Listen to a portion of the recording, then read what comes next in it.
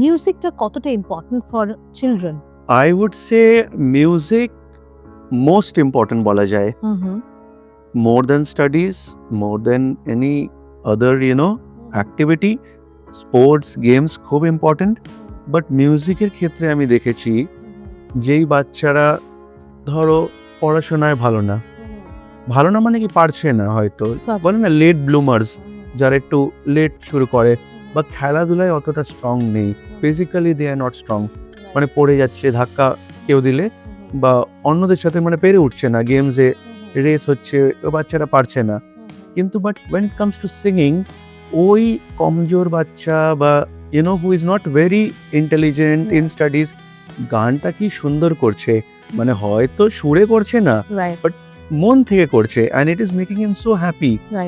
ও হয়তো ক্লাসের এক কোণে বসে করছে, বাট পুরো অ্যাকশনের সাথে, অ্যান্ড মানে হি ইজ নট ওয়ারিড কে ওকে কে দেখছে, he is giving his heart and soul. যেই জিনিসটা আমি ভাবি যে music is very very important. মানে একজনকে যদি আপনাকে খুশি করতে হয়, আপনি একটা গান করে দিন, he will be so happy.